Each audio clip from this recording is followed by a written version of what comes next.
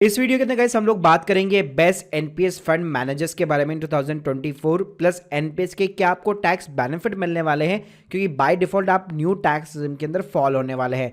Plus कैसे आपको अपने लिए एनपीएस के लिए टीयर 1 अकाउंट के लिए कैसे बेस्ट फंड मैनेजर चूज करना है, या फिर अगर मान लीजिए आपने ऑलरेडी चूज भी कर रखा है, अगर आप स्विच भी करना चाहते हैं तो वो चीज़ आप कैसे कर सकते हैं इस वीडियो के अंदर बताने वाला हूं। तो प्लीज़ पूरा वीडियो यहाँ पे जरूर देखिएगा। तो देखिए, अगर मैं टैक्स बेनिफिट की बात करूँ तो न्यू टैक्स रिजिम के अंदर आपको अपने कॉन्ट्रीब्यूशन का कोई भी टैक्स का बेनिफिट नहीं मिलने वाला है। हाँ, मैच्योरिटी के टाइम पे जो आपको लमसम जो अमाउंट मिलेगा उसका आपको टैक्स का एग्जम्पशन मिल जाएगा, मतलब वो अमाउंट आपका टैक्स फ्री रहेगा, और जिस अमाउंट के साथ में आप एन्युटी परचेज करोगे वो आपका टैक्सेबल रहेगा।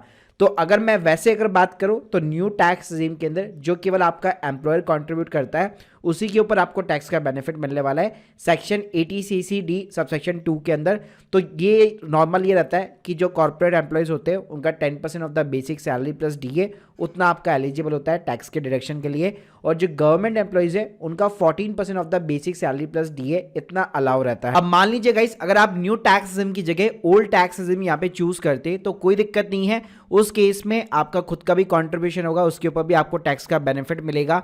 तो यहाँ पे 80CC(d) सबसेक्शन 1 जिसमें 80C का भी डिडक्शन यहाँ पे काउंट होता है, तो मैक्सिमम केवल आप 1.5 लाख ले सकते हो। इसके अलावा यहाँ पे अच्छी बात ये होती थी एनपीएस के अंदर कि टैक्स बचाने के लिए लोग सिर्फ 50,000 रुपये भी अगर निवेश करते थे और उनका 80C फुलफिल होता था तो उनको एडिशनल जो है 80CCD(1)(b) के अंदर एडिशनल 50,000 का डिडक्शन उनको मिल जाता था अपने कंट्रीब्यूशन का। अब गाइस, अगर मैं एनपीएस की असेट्स क्लास की बात करूं तो ये इक्विटी के अंदर निवेश करते हैं जिसको ई सिंबल से ये रिप्रेजेंट करता है। इसके अलावा गवर्नमेंट बॉन्ड्स हो गया जिसको जी सिंबल हो गया, कॉर्पोरेट बॉन्ड्स हो गया जिसका सी सिंबल हो गया, और रिसेंटली जो है अल्टरनेटिव इन्वेस्टमेंट फंड के अंदर भी ये इन्वेस्ट करते हैं जिसका ए सिंबल हो गया।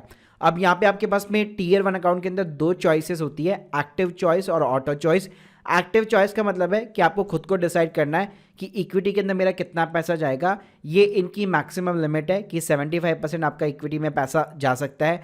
गवर्नमेंट जो बॉन्ड्स होते हैं उसमें 100% हो गया, कॉर्पोरेट बॉन्ड्स में 100% हो गया, और अल्टरनेटिव इन्वेस्टमेंट के अंदर 5% हो गया।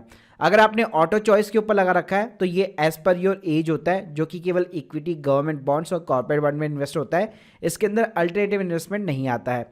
तो जिसके अंदर LC 75 हो गया, LC 50 हो गया, 25 हो गया, यानी कि ये एग्रेसिव वाले इन्वेस्टर्स हो गए, ये मॉडरेट हो गए और ये कंजर्वेटिव हो गए। अब गाइस, अगर मैं वैसे बात करूं कि कौन सा बेस्ट फंड मैनेजर एनपीएस का, तो ये आपको हर कैटेगरी के अंदर देखना पड़ेगा, क्योंकि आप जो भी पैसा लगा रहे हैं वो इक्विटी, कॉर्पोरेट बॉन्ड्स और गवर्नमेंट बॉन्ड्स के अंदर निवेश हो रहा है। तो गाइस, हम लोग शुरुआत करते हैं इक्विटी के साथ में। तो स्क्रीन के सामने आप देख सकते हैं हमारे इंडिया के अंदर टोटल जो है 11 फंड मैनेजर्स है एनपीएस के अंदर, जिसमें रिसेंटली जो 4 है वो नए हैं, जिसके अंदर आप देख सकते हैं एक्सिस ने 2022 के अंदर काम शुरू किया था, मैक्स लाइफ ने भी 2022 के अंदर काम शुरू किया है, और टाटा ने भी 2022 में काम शुरू किया है, और रिसेंटली डीएसपी पेंशन ने भी अपना फंड स्टार्ट कर दिया है। बाकी जितने भी है वो सारे के सारे पुराने खिलाड़ी है। अगर मैं बात करूं कि इक्विटी के अंदर सबसे ज़्यादा पैसा किसके पास में एनपीएस में, तो एचडीएफसी पेंशन फंड के पास में 31,000 करोड़ से भी ज़्यादा का पैसा इन्वेस्टेड यहाँ पे हो चुका है इन्वेस्टर्स का। इसके बाद में नंबर आता है सिंपली तरीके से यहाँ पे एसबीआई पेंशन फंड का, और उसके बाद में थर्ड नंबर के ऊपर आईसीआईसी प्रूडेंशियल का। साथ में गाइस स्क्रीन के सामने आप इनके सब्सक्राइबर भी देख सकते हैं कि किस स्कीम के अंदर कितने सब्सक्राइबर ने यहाँ पे जो है इन्वेस्ट वगैरह कर रखा है या फिर एनरोल कर रखा है।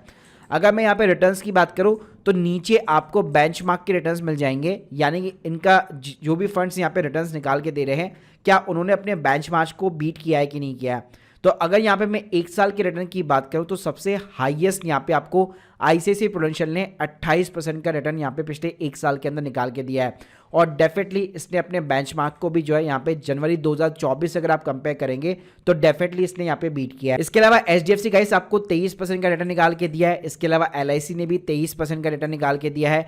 एसबीआई ने भी यहाँ पे 24% का रिटर्न निकाल के दिया है, और यूटीआई ने 25% का रिटर्न निकाल के दिया है।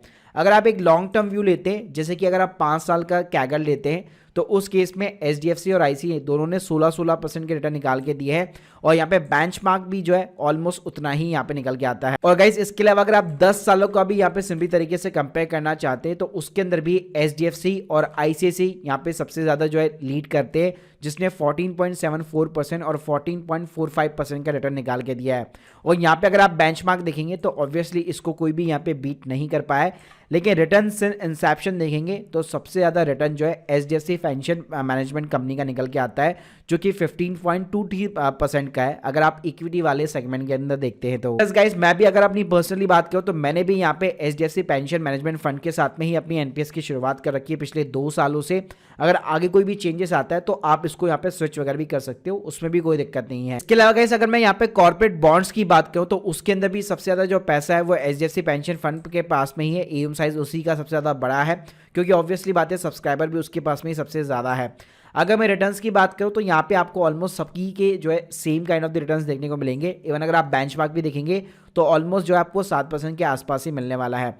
तो अगर आप एक लॉन्ग टर्म पीरियड भी यहाँ पे देख सकते हैं पिछले 10 सालों का, तो आपको सबसे हाईएस्ट जो है HDFC और ICC का ही दिखने वाला है कॉर्पोरेट बॉन्ड्स के अंदर भी, और बेंचमार्क भी आपको 9% का दिखेगा। बाकी किसी ने भी बीट नहीं किया है, केवल HDFC और ICC वो केवल आसपास यहाँ पे पहुंच पाए हैं। बाकी रिटर्न जो सिंस इंसेप्शन भी अगर आप देखेंगे तो 9% के अबाउ रिटर्न आपको HDFC, ICICI और इसके अलावा SBI पेंशन फंड में देखने को मिल जाएंगे। इसके अलावा अगर मैं गवर्नमेंट बॉन्ड्स की बात करूं तो यहाँ पे भी जो है HDFC के पास में सबसे ज्यादा AUM साइज है, लेकिन अगर आप रिटर्न्स वाइज सिंस इंसेप्शन देखेंगे तो यहाँ पे केवल LIC पेंशन फंड और उसके अलावा SBI पेंशन फंड, इन दोनों ने यहाँ पे गवर्नमेंट बॉन्ड्स के अंदर सबसे ज्यादा यहाँ पे रिटर्न निकाल के दिया है। जैसे आप देख सकते हैं 9.74% का रिटर्न है सिंस इंसेप्शन, और यहाँ पे SBI पेंशन के अंदर 9.01% का रिटर्न है। गाइस ये रिटर्न्स यहाँ पे चेंज होते रहते हैं, तो मैं आपको एक प्रैक्टिकली बता देता हूँ कि ये आपको कैसे इस टाइप की शीट जो है आपको डाउनलोड करनी है। तो मैं आपको एक लिंक जो है डिस्क्रिप्शन बॉक्स के अंदर प्रोवाइड कर दूंगा। ये बेसिकली ऑफिशियल वेबसाइट है एनपीएस ट्रस्ट की। तो यहाँ पे आप क्या कर सकते हैं, अपने अकॉर्डिंग यहाँ पे आप स्कीम सेलेक्ट कर सकते हैं। जैसे स्कीम मैंने इक्विटी के Tier 1 अकाउंट की सेलेक्ट कर ली। उसके बाद में जैसे आप डाउनलोड बटन के ऊपर क्लिक करेंगे, आपकी स्क्रीन के सामने जो मैंने आपको टेबल दिखाई, इसी टाइप की जो है टेबल आपको Tier 1 अकाउंट और Tier 2 अकाउंट के मिल जाएगी, जिससे आप लोग इजीली यहाँ पे किसी भी फंड मैनेजर को कंपेयर कर सकते हो। अब गाइस बात करते हैं कि अगर आपको अपने एनपीएस अकाउंट के अंदर स्कीम चेंज करनी है या फिर यहाँ पे एक्टिव या फिर ऑटो ये जो इन्वेस्टमेंट प्रेफरेंस होती है वो चेंज करनी है, तो आप कैसे कर सकते हो। तो देखिए उसके लिए आपको अपने डिपॉजिटरी के अंदर लॉगिन करना पड़ेगा। आपका अकाउंट या तो KFinTech के साथ में होगा या फिर NSDL वगैरह के साथ में हो सकता है। तो यहाँ पे एक बार आपको साइन अप करना होता है। साइन अप करने के बाद में जो भी आपका मतलब एनपीएस का जो अकाउंट नंबर होता है उसके साथ में आप साइन अप वगैरह कर सकते हो। उसके बाद में गाइस लॉगिन करने के बाद में आप देख सकते हो यहाँ पे आपको स्कीम प्रेफरेंस चेंज का ऑप्शन मिल जाता है, जिसके अंदर आप देख सकते हो जो भी परसेंटेज का जो अलोकेशंस है, या मान लीजिए पेंशन फंड को अगर आप चेंज करना चाहते हैं तो उसको अकॉर्डिंग यहाँ पे आप जो भी इंस्ट्रक्शन देना चाहते हो यहाँ पे डिपॉजिटरी को, वो सिंपली तरीके से यहाँ पे आप प्रोवाइड कर सकते हो। इसके साथ में गाइस अब तो अच्छी बात ये कि यहाँ पे आपको डायरेक्ट रेमिटेंस का भी ऑप्शन मिल जाता है। तो अगर आप SIP भी स्टार्ट करना चाहते हो अपने एनपीएस अकाउंट के अंदर, तो वो भी आप सिंपली तरीके से यहाँ पे शुरुआत वगैरह कर सकते हो ऑटो डेबिट के through. So guys hope you like this video, please subscribe channel. अगर आप लोग के कोई भी डाउट है कमेंट बॉक्स के अंदर जरूर बताइए। Thank you guys, thank you.